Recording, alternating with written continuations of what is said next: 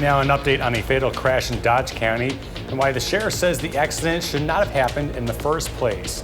Plus, a plane crashes in Pennsylvania with 6 on board. All this as federal agents continue recovery efforts in Washington, D.C.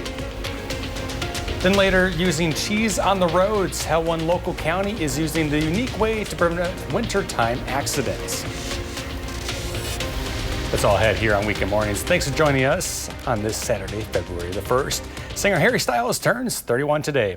Let's start with a look at the first warm forecast, and Jacob Montesano has that. Good morning, Jacob. Good morning. Excuse me. Good morning, Kyle. We are seeing temperatures a little bit colder compared to the last couple of days, but they actually are still above normal for this time of year, at least compared to the normal low temperatures. Now, they are in the 20s and teens, so it is still cold out there, a bit colder as you go further north and east. But as we take a look at the temperature change from just 24 hours ago, a lot of the area, at least in southern Wisconsin, around 15 to 20 degrees colder. And despite that, like I mentioned, still a little bit above normal. Now, you folks in La Crosse and Eau Claire, you guys are actually just a little bit below compared to yesterday, and even some spots are actually warmer than this time yesterday. Now, looking at the current radar, we are dry at this hour, but looking off to the north and west, we are seeing some light snow showers in the northern Great Plains. These are expected to strengthen a little bit as they push into Wisconsin. However, we're still not expecting a lot of snowfall, and even when it does snow, it will likely be well into the overnight hours, maybe into the evening, but likely after sunset. So during the day, we're going to be dry, although we are going to be very cloudy. We also will see some breezy weather throughout the day. Nothing as bad as what we saw earlier this week, but wind gusts could be up around 25 to 30 miles per hour at times, so definitely just be aware of that. But I'll talk more in detail about the snowfall forecast coming up a little bit later. All right, Jacob, thank you. Topping our news, a person who caused a deadly crash in Dodge County is facing several charges, including homicide. We've also learned the suspect is an undocumented immigrant. Authorities say Immigration and Customs Enforcement, better known as ICE, have been notified of this. According to ICE, the 32-year-old was not in the country legally, and the agency had placed what's called a detainer on him. Dodge County Sheriff Dale Schmidt says it is common for his agency to report the immigration status of people they arrest. When we have a criminal activity like this, yes, I will. I can't arrest somebody for a federal immigration violation. That's the federal government. But I will participate and I will cooperate with them and give them information. According to the sheriff, the suspect in the crash will be in jail this weekend. Another incident involving a stabbing in Dodge County was also allegedly committed by an undocumented immigrant. A new EV charging station has been installed in the Quick Trip and Chippewa Falls, and this marks the state's first federally funded charging station. Governor Tony Evers visited the site on Friday to highlight the importance of this project, and he says that the new charging station will not only support the growing number of electric vehicle owners, but also contribute to boosting the state's economy. Well, new this morning, 3 Israeli hostages have been handed over from Hamas, and this includes American-Israeli Keith Siegel. In exchange, Israel will be transferring 182 Palestinian prisoners and detainees. The initial 6-week ceasefire, agreed with Egyptian and Qatari mediators and backed by the United States, has so far stayed on track despite a number of incidents which have led both sides to accuse the other of violating the deal. 6 people are feared dead after a small plane crashed in Philadelphia last night. And officials this morning are saying the plane crashed shortly after it took off. CBS's Christian Benavidez reports. This is the moment a small medical jet crashed into a Philadelphia neighborhood, setting several homes ablaze. 6 people were on board the Learjet 55 aircraft that had just departed from northeast Philadelphia, bound for Springfield, Missouri. When you're hearing that, everybody's just looking at the windows and scared, and it just comes down, and you just like, all you hear is like, and then it's just like everybody's just panicking, everything is just going on, like, you know, everybody like, oh my God, like, yo, like, did the plane just hit, this just hit. This was the aftermath on the ground in the heavily populated neighborhood where the crash happened. We know that there will be loss in this region, and we want to offer our thoughts and our serious prayers for those who are grieving at this moment. The small aircraft was being operated by Jet Rescue Air Ambulance. In a statement, the company said there were 4 crew members and 2 passengers, a pediatric patient and her mother on board, all Mexican nationals. Back in November of 2023, the same company had another crash in the Mexican state of Morelos. 5 people died in that incident. NTSB investigators are on scene in Pennsylvania. It comes as they're already dealing with the ongoing probe into the cause of Wednesday's mid-air collision between an Army Black Hawk helicopter and an American Airlines flight, which killed 67 people, including 28-year-old Ryan O'Hara, the crew chief aboard the Army Black Hawk. Gary O'Hara is his father. Seeing 2 Army officers at my front door, it's heartbreaking. The black boxes from both aircrafts in that incident have been recovered. Cristian Benavides, CBS News. And CBS News has identified at least 4 other close calls between helicopters and planes all around Washington's Reagan Airport, including a 2018 incident where a Black Hawk pilot took a last-second invasive maneuver to avoid an FAA plane landing on the same runway. Well, let's take a live look now at Reagan National Airport in D.C. On the heels of the deadly crash this past week, President Trump has taken aim at the previous administration's diversity efforts in the hiring of air traffic controllers. The president of the National Air Traffic Controllers Association is now hitting back, saying all air traffic controllers have to undergo a rigorous, years-long process before they can be certified. You can hire 50,000 people, but 2 to 3 years from now will be the first time that you ever see one of those controllers actually make it to being able to talk to aircraft on their own, and that's less than 2% out of 50,000 that would make it through. The FAA said in September that the agency had more than 14,000 air traffic controllers, but the head of the Air Traffic Controllers Union says there is still a serious shortage with only 10,800 doing the job.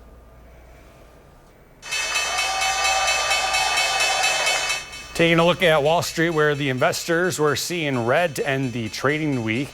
This all as the Trump administration said Friday that several tariffs on Canada, Mexico, and China will begin today.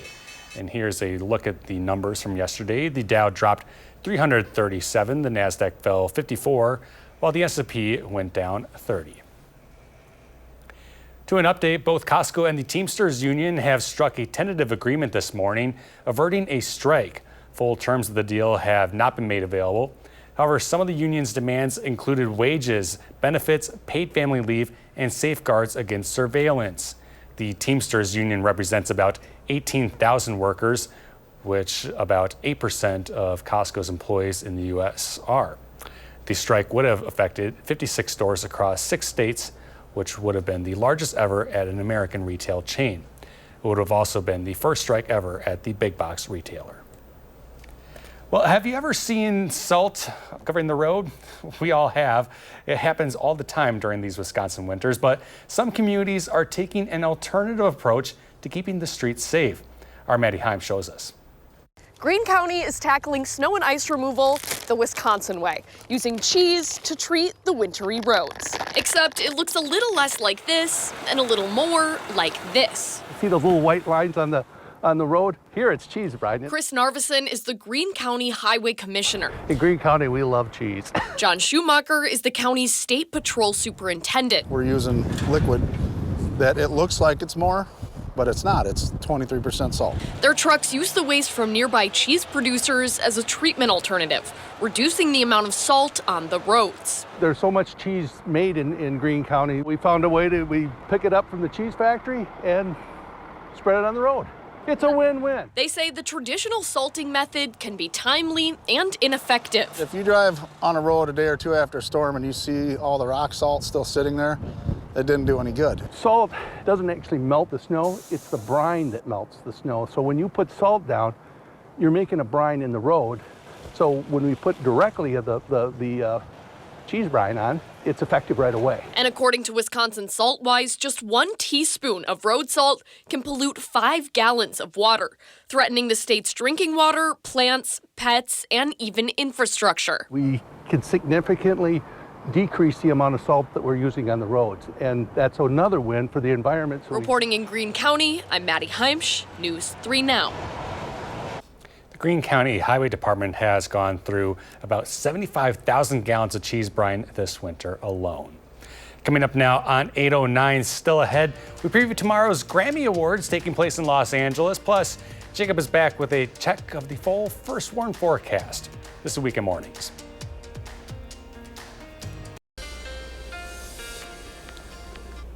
Good morning, everybody. Here's a look at the 3 things you need to know. We're going to see a few chances of snowfall this weekend with temperatures going back to normal by the time we get to Monday and Tuesday and for much of next week. And then by Wednesday, we do have a chance of a wintry mix. Now here's a look at the forecast. We're going to see mostly cloudy skies throughout the daytime, but we are expecting fairly dry weather until after sunset, where we could see some light snow showers develop. Likely going to see at least a few areas see up to around 1/4 of an inch to a 1/2 inch of snow, but that will be just about it. Best chance does look to be north and east of Madison. The best chance to pick up that accumulation. But as it pushes off to the east, it is going to strengthen, but it will kind of be out of our area before it produces, consistent accumulation. Now, once we get to Sunday morning, we'll see some lingering light flurries, maybe even some light sprinkles as the temperatures warm up. But again, we're still not expecting much in the form of precipitation.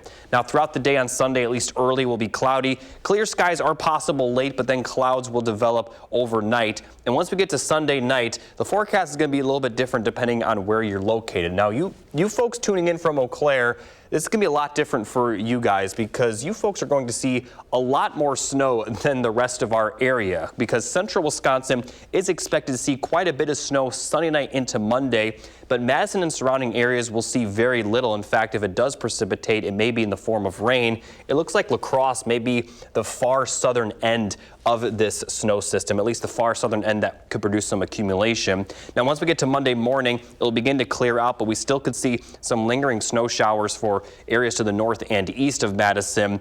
But by the time we get to Monday afternoon, that's when it will completely clear out of the area. But looking at the accumulation forecast for tonight, about a 1/2 inch. Again, there will be a little bit more snow the further east you're located. And also if you're well off to the north in northern Wisconsin, they'll see some accumulation. But looking at Sunday night's system, like I mentioned, you folks in Eau Claire are going to get a lot more than the rest of our area because central and northern Wisconsin could see quite a bit of snow from this system. But here in Madison, we will continue to see very little. Now, as we take a full look at the 7 to 10 day forecast, we are going to see those temperatures cool down for Monday and then continuing to cool down for Tuesday. And much of next week will be very normal for this time of year, very winter-like with highs in the 20s, lower 30s. Chance of a wintry mix Wednesday. La Crosse may see only snow from that system. And then next weekend, we're keeping an eye on a system that could produce some accumulation for just about everybody, but a lot can change between now and then, so we're not too focused on it, but we will continue updating the forecast accordingly for next weekend's system. But for Madison, just expect a pretty quiet weekend with just a few light snow showers and sprinkles. The further north you go, though, the more accumulation you could see. And the Groundhog is coming up tomorrow. Yeah, we're going to be pretty cloudy Sunday morning, so good chance he won't see his shadow, which is good. Which is a good news. Yeah, that means an early spring. Yeah. It's confusing how it's kind of backwards, where you'd think when it sees the sun that you would think that means early spring, but no, it's complete opposite of that. It will be pretty nice. I mean, it'll still be chilly Sunday morning, but by Sunday afternoon, I mean, we could be hitting record highs. All right, Jacob, thank you. Well, do some good news around Wisconsin. A Beaver Dam man is sharing his story of determination. Jim Brightsman moved to be closer to his daughter's family. Also, he could spend time with his granddaughter, but his severe knee pain was an issue. Jim needed both knees replaced, but was not a candidate because of his weight, which was more than 400 pounds. With the help of a doctor, physical therapist, and nutritionist, Jim was able to lose more than 170 pounds to be eligible for the surgery. It's great. I mean, just to be able to walk the dog for a half hour, an hour now with no issues, not having to stop every 5 minutes because there he is right now making his presence known. But yeah, life in general, I cannot explain in words, I don't think, how wonderful this whole thing has been, even though it's been a 3-year process. This has got to feel so great for him. Well, Jim says he can now do more activities with his granddaughter and having the type of active summer he hasn't been able to do for the past 25 years. Almost. Some more good news for travelers in the Chippewa Valley. Sun Country Airlines has begun its seasonal nonstop service from Eau Claire to Fort Myers, Florida. The winter season for the nonstop service began on Friday and will continue through April 7th. The airline offers weekly service from Eau Claire so that you can make your visit to the Sunshine State. For more information, you can visit the Chippewa Valley Regional Airport's website listed there on your screen. Well, let's take a live look now at the Los Angeles skyline. They're waking up there this morning. Last night, local authorities with CAL FIRE reported that the deadly Eaton and Palisades fires are now 100% contained. Both infernos erupted back on the 7th, like you'll remember. The Eaton fire devastated the Altadena area of Southern California, killing 17 people, and it scorched more than 14,000 acres and destroyed more than 9,400 structures. The Palisades fire ravaged the Pacific Palisades area, killing 12 people. It scorched more than 23,000 acres and destroyed more than 6,800 structures. Looking ahead, excitement is building for the 67th annual Grammy Awards taking place tomorrow in Los Angeles, now reeling from those fires. Some of the biggest names in music are set to perform and present, all as Beyonce is hoping to grab an award that's eluded her for many years. Danya Bacchus has a preview of the show. The seating chart is set. Host Trevor Noah is getting the lay of the new stage, and more big names are being added as presenters and performers for the 67th Grammy Awards. Why do I love hosting the Grammys? Because it's exciting, it's different, it's probably the best concerts of the year. You know, where else are you going to have the best in country, the best in hip-hop, the best in pop, the best in R&B, all on the same stage, all on the same night, everybody coming together? This year, the icons are taking on the newcomers. You've got your established sort of iconic artists like Billie Eilish and the Beyoncés and Taylor, Bruno Mars, Gaga, but then you've also got this new wave of artists that are so exciting, Chappell Roan and Doechii, Sabrina Carpenter, Benson Boone, Teddy Swims, Shabuzi. But all eyes may be on one of music's biggest showdowns. This ain't Texas, ain't no hold'em. The Queen Bee, Beyonce, leads with 11 nominations, though she holds the record for most Grammys won by any artist. Sunday, for the 5th time, she'll compete for a Grammy she's never won, Album of the Year. As we've learned before, we have seen artists go in as the most nominated to that night and leave empty-handed, leave with nothing. So could it happen again? Well, it's happened before.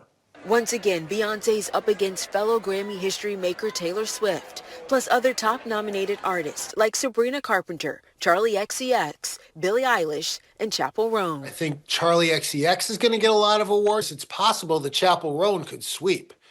She has that level of popularity and cultural influence. The Grammy Award show is hitting a different note this year. In light of the devastating wildfires in Los Angeles, the show will honor first responders and raise money for wildfire relief efforts. We're celebrating Los Angeles, and where we can, we're doing our little bit to help rebuild it.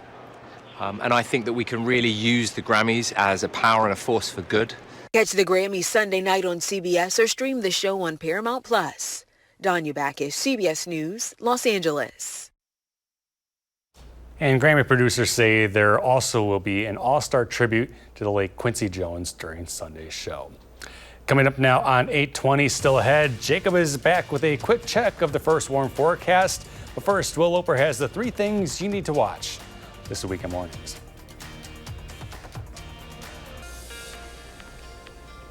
Well, Groundhog's Day is tomorrow, and here in Madison, we kind of focus out in Sun Prairie on Jimmy, and the question is, will he see his shadow? Now, we just talked about that a moment ago, but it looks like we're going to see very cloudy skies for the sunrise tomorrow, and if he does see, if he does see his shadow, it will be 6 or more weeks of winter, so if the cloudy skies hold up and he doesn't, we may be getting an early spring. Now, here's a look at the forecast for that time frame. Again, very cloudy, could see some light sprinkles, maybe even some light flurries, but the precipitation will be very light. Temperatures will be on the milder side, and cloudy skies are going to continue for the entire day. So obviously, if a groundhog sees his shadow, it's not a very good, accurate depiction on when spring will begin, but obviously it's a fun tradition and the cloudy skies are expected, so it doesn't look like he'll see his shadow, but we'll see. Now, as we take a look at the snow chances, again, we'll have some on and off snow chances throughout the weekend. Nothing too heavy, but those snow chances will be there. And then Wednesday, we have a chance of a wintry mix. All right, Jacob, thank you. Well, there is plenty to watch these days on the big streaming services, and this morning our Will Loper shares a few of the best in this weekend's 3 things to watch.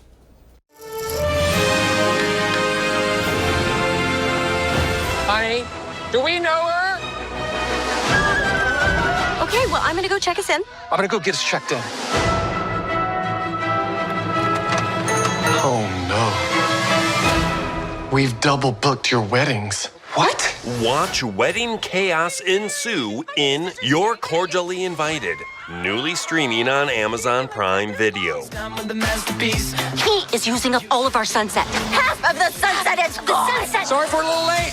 Reese Witherspoon and Will Ferrell star in the movie about 2 families that find a venue has been double booked and try to share the space for their weddings. Stop it! Stop it! What? Nothing. Hey.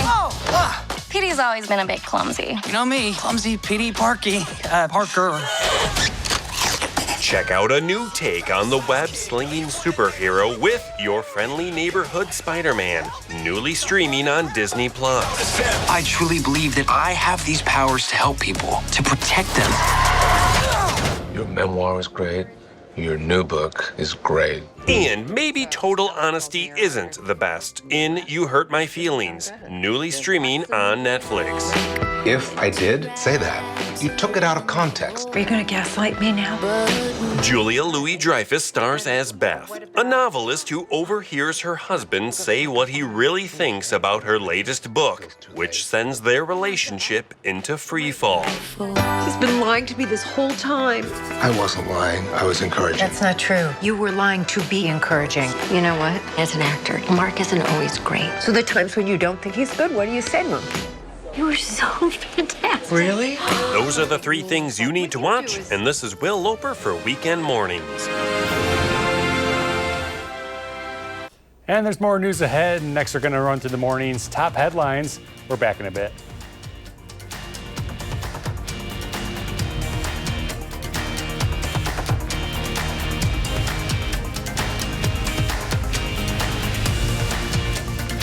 Day 30 right now. 3 more hostages released by Hamas this morning. The details ahead on what Israel is giving up in exchange.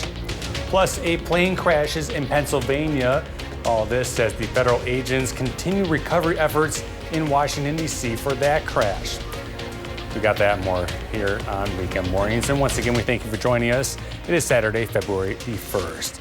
Let's start with a look at the first warn forecast, and Jacob Montesano is standing by with that. Good morning, Jacob. Good morning, Kyle. Right now, we are dry across the area, but that's not going to be the case throughout the entire weekend. In fact, if we look just off to the north and west, you folks near Eau Claire, the snow is a lot closer. There are some light snow showers around Minneapolis, and zooming further out, there is a lot of light snow across the northern Great Plains, and this is expected to move into Wisconsin a little bit later today, but much of the daytime will be dry. Looking at the forecast throughout the day, we'll see cloudy skies. It might get a little bit breezy at times, wind speeds up around 15 miles per hour. Highs will be in the lower 30s, so a little bit cooler, but still a little bit above average for this time of the year. And for La Crosse, a very similar forecast. Sunshine in the morning, but cloudy skies for just about everybody, but we're also not expected to see much in the form of precipitation until potentially after sunset. Highs across the region also in the lower 30s to upper 20s. Now track that snowfall tonight and also tomorrow night coming up a little bit later. All right, Jacob, thank you. We'll check back in just a bit. New this morning, 3 Israeli hostages have been handed over from Hamas. This includes American-Israeli Keith Siegel. In exchange, Israel will be transferring 182 Palestinian prisoners and detainees. The initial 6-week ceasefire agreed with Egyptian and Qatari mediators and backed by the United States has so far stayed on track despite a number of incidents that have led both sides to accuse the other of violating the deal. The National Transportation Safety Board is leading an investigation this morning into a fiery crash in Philadelphia. It happened last night. Drone footage that you're seeing here shows fire crews battling blazes in buildings surrounding the crash, with much of the area surrounded by aircraft parts and debris. Reports say the plane was being used as a medevac carrying 6 people. We know that there will be loss in this region, and we want to offer our thoughts and our serious prayers for those who are grieving. The air ambulance company that operated the planes added that it had not confirmed any survivors. Taking a live look now at the White House yesterday, the Trump administration announced steep taxes on imports from Canada and Mexico, as well as China, which will all begin today. The plan will levy a 10% tax on all imports from China and a 25% tax on all goods from Canada and Mexico. The White House press secretary said the reason is based on border security. In response, Canada's prime minister has threatened retaliatory tariffs. If tariffs are implemented against Canada, we will respond. We won't relent until tariffs are removed, and of course, everything is on the table. And coming last night, President Trump said he may reduce the tariff on oil from Canada to 10%. He also says he plans on, quote, doing something substantial with tariffs on the European Union. Tens of millions of Americans. And so Staying in Washington, the U.S. Department of Justice on Friday fired more than a dozen prosecutors who worked on January 6th Capitol riot cases. Those who lost their jobs had worked on the cases on a temporary basis. According to a DOJ memo, their jobs were set to be converted to permanent status at the end of the Biden administration. The firings came after the Trump administration demanded the names of those who worked on the U.S. Capitol attack and Trump-related investigations. Looking around Wisconsin, a person who caused a deadly crash in Dodge County is facing several charges, including homicide. And we have also learned the suspect is an undocumented immigrant. Authorities say Immigration and Customs Enforcement, or better known as ICE, have been notified of this. According to ICE, the 32-year-old was not in the country legally, and the agency had placed what's called a detainer on him. Sheriff Dale Smith says it is common for his agency to report the immigration status of people that they arrest. When we have a criminal activity like this, yes, I will. I can't arrest somebody for a federal immigration violation. That's the federal government. But I will participate and I will cooperate with them and give them information. According to the sheriff, the crash suspect will be in jail this weekend. Another incident involving a stabbing in Dodge County was also allegedly committed by an undocumented immigrant. A new EV charging station has been installed at the Quick Trip in Chippewa Falls, and this marks the state's first federally funded charging station. Governor Tony Evers visited the site on Friday to highlight the importance of the project, and he says that the new charging station will not only support the growing number of electric vehicle owners, but also contribute to boosting the state's economy. To continuing coverage this week, 67 people died after a plane and helicopter collided over the Potomac River in Washington, D.C. And six of the victims were members of the Boston Figure Skating Club. Our Tanisha Shaw spoke to a Madison native who was part of that club.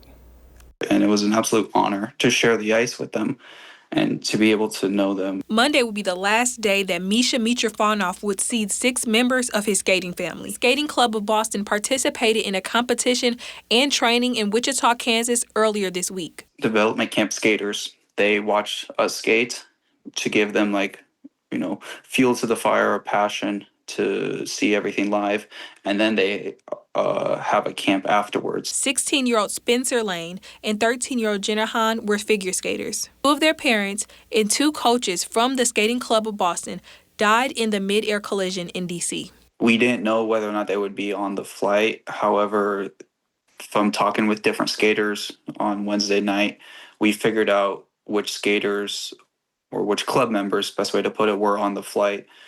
And that's when we all tried to basically kind of formulate a plan of what to do next. Mitrofanov is from Madison and said he had a close relationship with the young skaters. Gina and Spencer, they were both invited to the development camp because of how amazing they were at such a young age. The potential that they showed was the reason why they got the invitation in the first place. And he remembers his coaches as legendary. Zhenya and Vadim, they dedicated their lives to the sport. They were world champions as a pair team back in 1994, where they won in Chiba, Japan.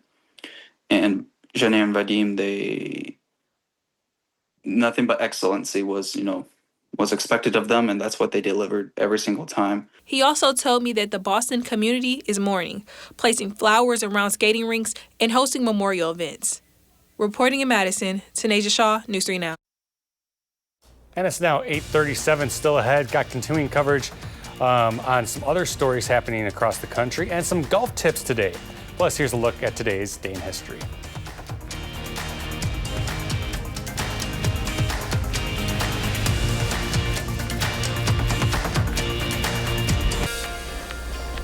Well, temperatures have been all over the place the last 2 weeks. 2 weeks ago, we had bitterly cold temperatures to start the week. In the last couple of days, it has been very, very mild. Now, if we take a look at the month as a whole, throughout much of the month, at least the first, I would say about 3/4 of it, there were a lot of days below normal, and the entire monthly average was below what we normally see. However, this last week has pushed the average temperature just slightly above normal, which continues Madison's streak of now over 20 months consecutively where the monthly temperature was above normal. The last time we had a below normal month temperature-wise was March of 23. So we continue to see these warm temperatures, although January was very close to what we normally see.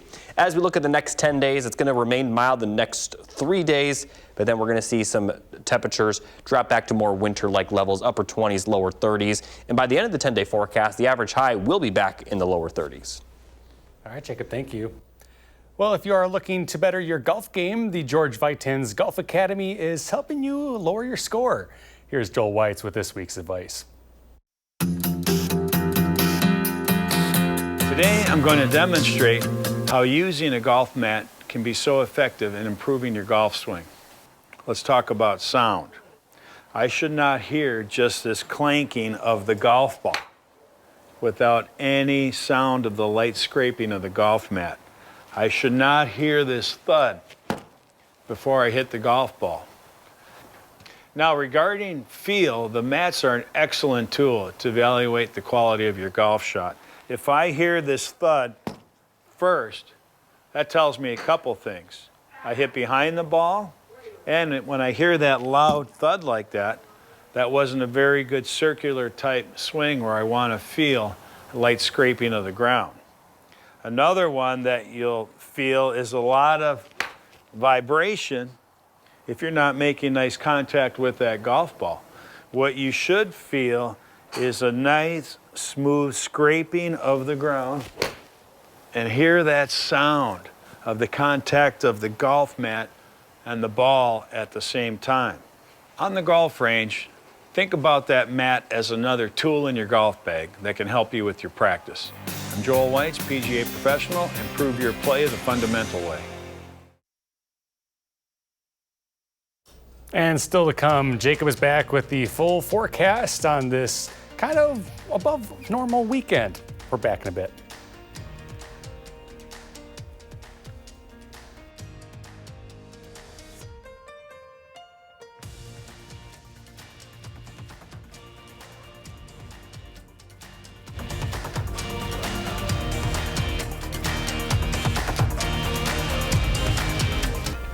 Good morning, everybody. Here's a final look at the 3 things you need to know. We're going to see a few chances of snow showers throughout the weekend with temperatures back to normal for next week. And then by Wednesday, we do have a chance of a wintry mix. So cloudy skies throughout the entire day, pretty dry, but after sunset, we'll see some light snow showers move through the area. They'll mostly be light to moderate. Could see some pockets of more consistent snow showers. It is going to strengthen as it pushes to the east, so places to the east of Madison have a little better chance to see some accumulation, but still we're not expected to see much. Could see some lingering sprinkles and flurries for Sunday morning, but by later in the morning and Sunday afternoon, we're going to be dry again. Once again, very cloudy. We will see some sunshine for parts of our area later in the day before more clouds move in. And then once we get to Sunday night, we're going to see consistent snow in central Wisconsin. But here in southern Wisconsin, we may not see any precipitation at all. And if it does precipitate, it may be in the form of rain. But you folks in Eau Claire, you guys could be seeing plenty of snowfall Sunday night into Monday. The Monday morning morning commute could be pretty treacherous for you folks. But again, the snow is going to stay to the north of Madison. Looks like La Crosse to the Dells will be the furthest south the accumulation is possible. And this will mostly be sunny night into Monday morning. It'll clear out by Monday afternoon. But as we look at the accumulation forecast for tonight's system, about a ½ inch at most for areas to the east of Madison. But going forward, looking at tomorrow's system, you folks in Eau Claire will see a lot more than the rest of our area, possibly up to 6 inches of snowfall. Now, as far as temperatures, we'll have 30s in the forecast today with plenty of cloud cover. Tomorrow, though, is going to be pretty mild. We'll have highs in the 40s, maybe even lower 50s for some. But once again, we're going to see a good amount of cloud cover, a little bit more sunshine the further southwest you're located. And then as we look a little bit later next week, our next chance of precipitation will be Wednesday evening in the form of a wintry mix. We could see some snow, some freezing rain, possibly some sleet as well. Still a bit unclear where the track of the system will locate, but if this track is what it indeed goes through, we could be seeing some ice accumulation for southern Wisconsin, so it may get slippery Wednesday evening into Thursday morning. It does look like that precipitation will clear out Wednesday morning with once again some more snow for northern Wisconsin. So as we take a look at the 7 to 10 day forecast, we are going to see those cooler temperatures across the board for next week, upper 20s, lower 30s for highs, lows in the teens, maybe even single digits a few nights. Could see some more snow showers this time next week for next Saturday. Still a lot can change between now and then. Also want to point out that for tomorrow, our forecasted high for Madison is 49. The record's 51, so we could be seeing another day with a record-breaking high. We had that this past Thursday, but then again, temperatures will be much closer to normal for the rest of next week with the wintry mix Wednesday and then possibly more snow next Saturday.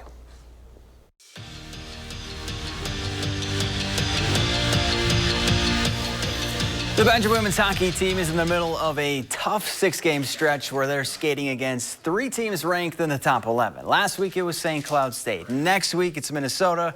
But remember, Mark Johnson's squad is always in the present.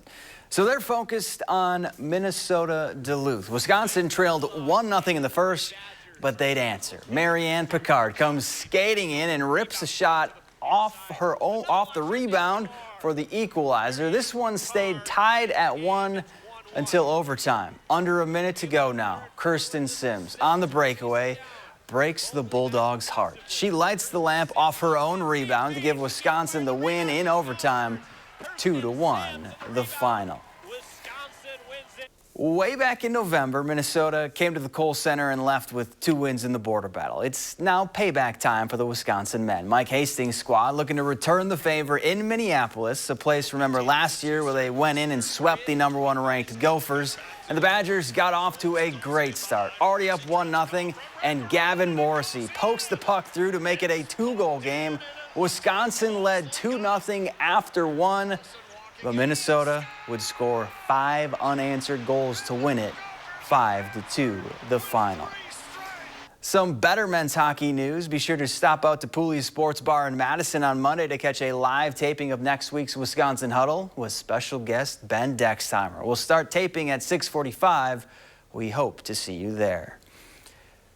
High school boys hockey, Verona hosting Middleton with a Big A title on the line. First period, it's tied at 1. Wildcats work it to Bowden Brotzman, and he fires one past the tender to give Verona a 2-1 lead. But that man Brotzman wasn't done yet. Later in the period, he goes corner pocket to light the lamp again for his 3rd goal of the period. That's what you call a hat trick, and he's going to let him know about it. Verona goes on to win 6-5. Clinching a share of the conference crown for the 8th straight year. And the Bucks back in action, taking on the Spurs, and this is all you need to see to know how this one went. Wemby saves it from going over and back, and then just heaves up a shot to beat the shot clock, and of course, it goes in. Banking it home, Wemby finished with 30 points, 14 boards, and 6 blocks. Bucks fall 144-118. And that's it for morning sports. Have a great day. Well, thank you, Zach. And still ahead here on Weekend Mornings, we look ahead to Groundhog Day. We're back in a bit.